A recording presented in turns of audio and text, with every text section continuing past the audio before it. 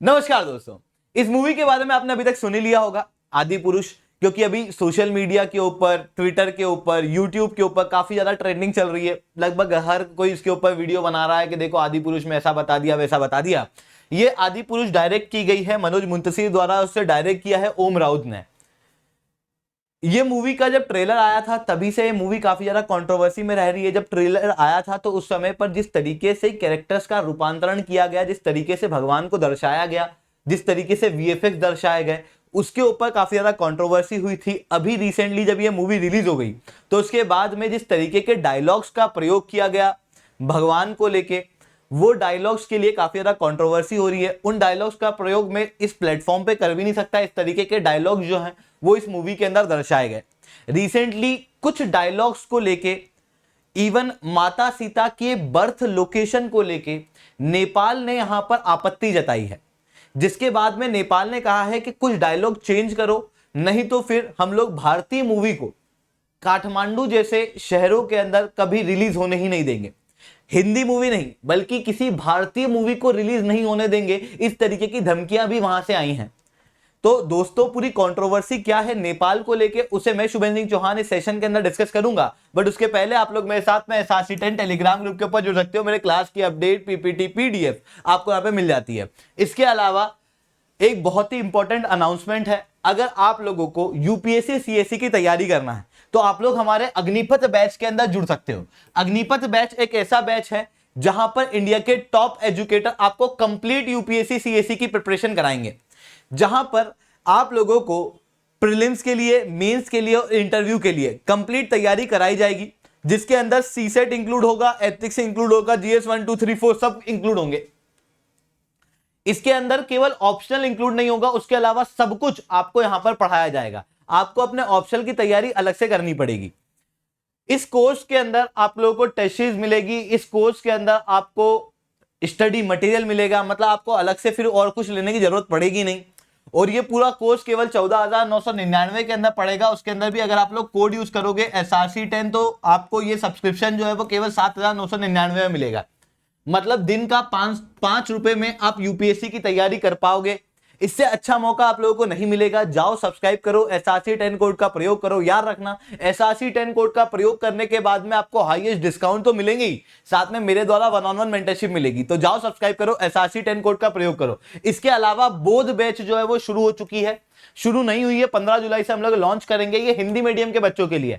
अग्निपथ जो है ये कंप्लीट इंग्लिश में नहीं पढ़ाया जाएगा बल्कि इंग्लिश में पढ़ाया जाएगा। मतलब जिस भाषा में हम लोग बात कर रहे हैं इसी भाषा में मैं आपको पढ़ाऊंगा। इवन सारे टीचर आपको इसी भाषा में पढ़ाएंगे। पर पीछे जिस तरीके से यहाँ पे आपको कंटेंट इंग्लिश में दिख रहा है, ठीक उसी तरीके से कंटेंट आपको इंग्लिश में मिलेगा। ये अग्निपथ में होगा। बट अगर आपको चाहिए कि नहीं मेरे को कंप्लीट हिंदी में पढ़ना है, कीवर्ड्स भी हिंदी में चाहिए, तो उसके लिए आप बोध बैच को ज्वाइन करोगे। ये लगभग 15 जुलाई से शुरू होगा, जिसके अंदर आपको वही सारे बेनिफिट मिलेंगे जो कि अग्निपथ बैच के अंदर इंग्लिश मीडियम वाले बच्चों को मिल रहे हैं। अब दोस्तों बात करते हैं कि यहां पर क्या कंट्रोवर्सी हम लोगों को देखने को मिली है। काठमांडू के मेयर हैं बलिन शाह। बलिन शाह काफी ज्यादा पहले भी चर्चा में रह चुके हैं। आपको याद होगा कि भारतीय पार्लियामेंट के अंदर जब अखंड भारत का मुराल लगाया गया था, एक्चुअल में ये अखंड भारत का मुराल कुछ इस तरीके से दिखता है जो कि सम्राट अशोक के समय जो साम्राज्य हुआ करता था, जो मौर्य साम्राज्य हुआ करता था, उसे यहां दर्शाया गया था, जिसके अंदर नेपाल भी भारत का भाग दर्शाया गया था। तो नेपाल ने इसके ऊपर आपत्ति जताई। बलिन शाह एक कदम आगे निकल गए और इन्होंने अपने ऑफिस के अंदर ग्रेटर नेपाल का एक मैप बनाया, जिसके अंदर कई सारे भारतीय क्षेत्र इन्होंने नेपाल के अंदर दर्शाए। तो ये पहले भी काफी ज्यादा चर्चा में रह चुके हैं। रिसेंटली क्या हुआ कि जब आदि पुरुष मूवी आई तो आदि पुरुष मूवी के अंदर माता सीता के लिए एक डायलॉग है, जहां पर माता सीता को कहा जाता है कि भारत की पुत्री मां सीता, देवी सीता। बलिन शाह का कहना है कि माता सीता का जन्म जनकपुर में हुआ था, जो कि नेपाल के अंदर है। तो फिर माता सीता भारत की पुत्री नहीं बल्कि नेपाल की पुत्री है। और इन्होंने डायलॉग के अंदर चेंज करने की मांग की थी। इन्होंने 3 दिन का समय दिया था आदि पुरुष को कि 3 दिन के अंदर आप डायलॉग चेंज करो। अगर 3 दिन में आप डायलॉग चेंज नहीं करते हो तो किसी भी भारतीय मूवी को काठमांडू के अंदर रिलीज नहीं होने देंगे। किसी भी हिंदी मूवी नहीं, किसी भी भारतीय मूवी को काठमांडू में रिलीज नहीं होने देंगे, ये इन्होंने कहा। जिसके बाद में टी सीरीज और लोकल मीडिया ने इस बात को कंफर्म किया कि नेपाल के बलेन शाह की मांग के अनुसार डायलॉग्स में चेंजेस कर दिए गए हैं जो मूवी नेपाल में दिखेगी उसमें, जिसके बाद में नेपाल के सेंसर बोर्ड ने इस मूवी को अलाउ भी कर दिया था। बट जब पहला शो था उस समय पर यह शो कैंसिल कर दिया गया, ये कहते हुए कि लॉ एंड ऑर्डर की प्रॉब्लम्स हम लोगों को देखने को मिल सकती है। फिर उसके बाद में बलेन शाह ने एक और मांग रखी। इन्होंने कहा कि न केवल नेपाल वाले वर्जन में बल्कि जहां जहां जिस जिस भाषा में आदि पुरुष दिखाई जाए उसके अंदर इस डायलॉग को चेंज किया जाए।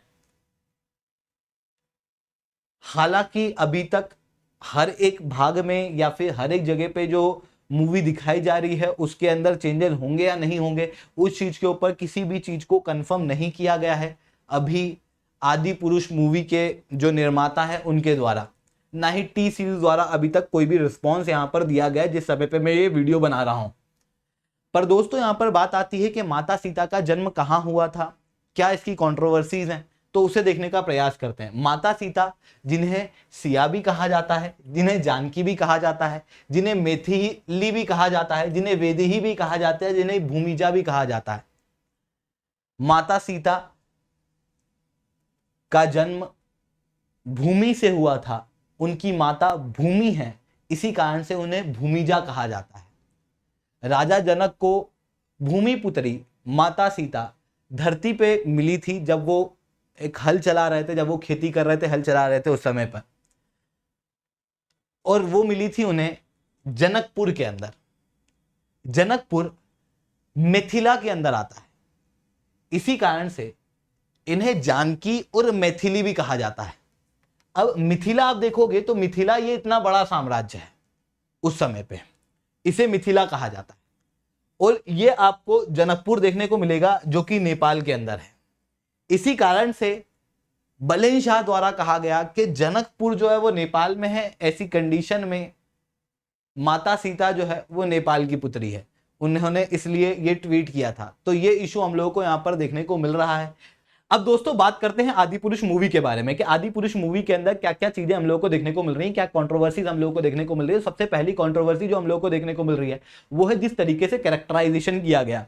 मतलब आप देखोगे तो उसके अंदर जिस तरीके से रावण को दर्शाया गया, जिस तरीके से विभीषण को दर्शाया गया, मतलब बिल्कुल एकदम बाल सेट है, दाढ़ी सेट है ना, बड़ी दाढ़ी भी नहीं है ढंग की, है ना, बाल भी वो ऐसे कट कट वाले हो रहे हैं, जो इंडियन ट्रेडिशन को नहीं दर्शाता, जो इंडियन कल्चर को उस समय के नहीं दर्शाता, जो वेस्टर्न कल्चर को कहीं ना कहीं दर्शाता है। जबकि रामायण जो है वो भारतीय ट्रेडिशन को दर्शाता है। कोई भी किताब, कोई भी मूवी, कोई भी आर्ट, कोई भी आर्किटेक्चर, ये क्या होता है, ये हमारा कल्चर है, इसी को तो हम लोग हमारा कल्चर कहते हैं। कोई भी सिविलाइजेशन तभी महान होती, कोई भी सिविलाइजेशन तभी अमर होती है जब वो अपने आर्ट, आर्किटेक्चर, अपनी किताबें, अपने ट्रेडिशन को संभाल के संजोग के रखती है। इवन आप कौन से राजाओं को जानते हैं, किन राजाओं को आप महान कहते हैं, जिन्होंने आर्ट, कल्चर, आर्किटेक्चर में कोई नए डेवलपमेंट किए हो, क्योंकि उन्हीं art, culture, architecture, dance form, उनके जरिए हम लोगों को उस समय की सभ्यताओं के बारे में पता लगता है। किसी भी सभ्यता को अमर करने के लिए उसका कल्चर बहुत जरूरी है, उसके कल्चर को प्रिजर्व करना बहुत जरूरी है। और हम लोग हमारे ही कल्चर को जब वेस्टर्न तरीकों से दर्शाएंगे तो फिर हम लोग हमारे कल्चर को प्रिजर्व कैसे करेंगे। इवन ये जो कल्चर होता है ये सॉफ्ट पावर के रूप में काम करता है, जो भारत से दूसरे देशों में और दूसरे देशों से भारत में आता है। फॉर एग्जाम्पल योगा, भारतीय कल्चर, एक योगा जो भारतीय कल्चर से निकला आज वो इंटरनेशनलाइज हो रहा है। कई सारी हॉलीवुड मूवी भारत के अंदर आती है और हम लोग फिर वो हॉलीवुड मूवी की चीजों को अपने रोजमर्रा की जीवन में कॉपी करने लगते हैं और भारत के अंदर वेस्टर्नाइजेशन देखने को मिलता है। रामायण, महाभारत, इनके ऊपर अगर मूवियां बनती हैं, वो अगर भारतीय ट्रेडिशन से बनती है और दूसरे देशों में जाती है तो हो सकता है दूसरे देश जो हैं वो भारतीय तरीकों को फॉलो करें।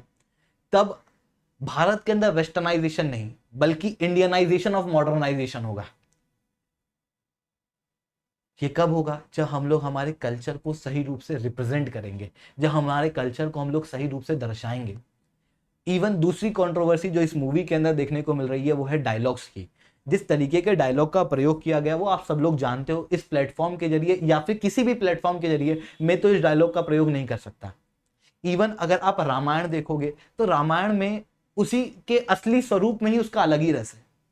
मतलब रामायण में कुछ दोहे, कुछ चौपाइयां हैं जो मुझे पर्सनली बहुत पसंद है। जैसे जब हनुमान जी समुद्र को पार कर रहे होते हैं तो उस समय पर उनको जब चीजों को याद दिलाना होता है, उनको चीजें याद नहीं होती उनको, क्योंकि श्राप मिलता है कि आप जब तक जरूरत नहीं पड़ेगी तब तक आप अपनी विद्याओं को भूल जाएंगे।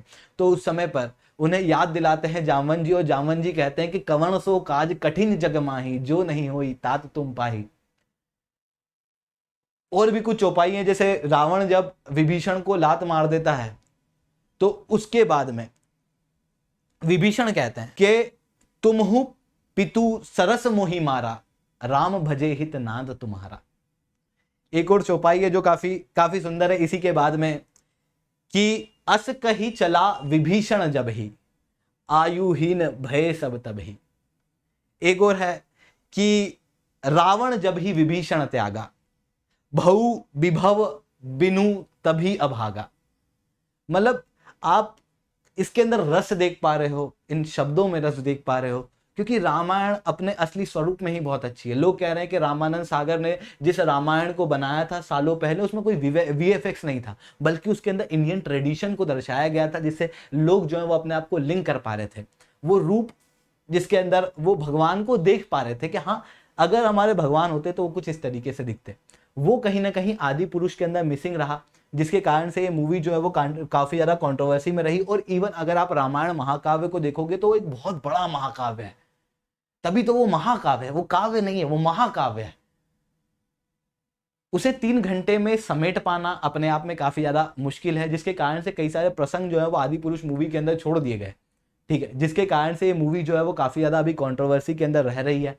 ठीक है, अब आप लोगों का डिसीजन है, आपको ये मूवी देखना है नहीं देखना है, that is a separate thing. But UPSC point of view से क्या कल्चर, क्या आर्किटेक्चर हमारे हैं जो वो इम्पोर्टेंट है, उसको इस सेशन के माध्यम से मैंने आप लोगों के साथ में डिस्कस किया। अगर आप लोगों को लेक्चर अच्छा लगा हो तो लाइक करना, लेक्चर बहुत अच्छा लगा हो तो SRC10 कमेंट करना। और अगर इस लेक्चर में मैंने कुछ भी या कोई भी शब्द गलत कहा हो तो मुझे माफ़ करना। दोस्तों, आज के लिए इतना ही रखते हैं। लेक्चर अच्छा लगा हो तो लाइक करना, लेक्चर बहुत अच्छा लगा हो तो SRC10 कमेंट करना। अगर आप लोगों को पाथफाइंडर टीम के साथ में जुड़ना है, आप बिल्कुल से जुड़ सकते हो। सीसेट का भी एक सेपरेट कोर्स है, अग्निपथ कोर्स के बारे में मैंने आपको बता ही दिया है। अग्निपथ कोर्स के अंदर सीसेट इंक्लूडेड है, पर अगर आपको चाहिए कि नहीं मेरे को अग्निपथ नहीं जोड़ना है, मेरे को तो केवल सीसेट पढ़ना है, तो सीसेट के लिए आप सेपरेटली भी कोर्स ले सकते हो। इवन अग्निपथ कोर्स भी, अग्निपथ की टेस्ट सीरीज भी आप यहाँ पर ले सकते हो। वैसे अग्निपथ कोर्स के अंदर खुद टेस्ट सीरीज दी हुई है, पर आपको चाहिए कि नहीं मेरे को पूरा कोर्स नहीं लेना, मेरे को केवल टेस्ट सीरीज लेना है, तो वो भी आप ले सकते हो। इवन अगर आपको हिंदी मीडियम के लिए टेस्ट सीरीज लेना है तो वो भी आप लोग ले सकते हो। यहाँ पर आप लोग हर एक कोर्स के अंदर जब SRC10 कोड का प्रयोग करोगे तो आप लोगों को मेरे द्वारा 1-on-1 मेंटरशिप मिलेगी, साथ में अनअकैडमी के ऊपर हाईएस्ट डिस्काउंट मिलेंगे। आप कोई भी सब्सक्रिप्शन लो अनअकैडमी के ऊपर, आपको कोड जो यूज करना है वो है SRC10। ठीक है दोस्तों, तो आज के लिए इतना ही। That's all from my side. जय हिंद, जय भारत।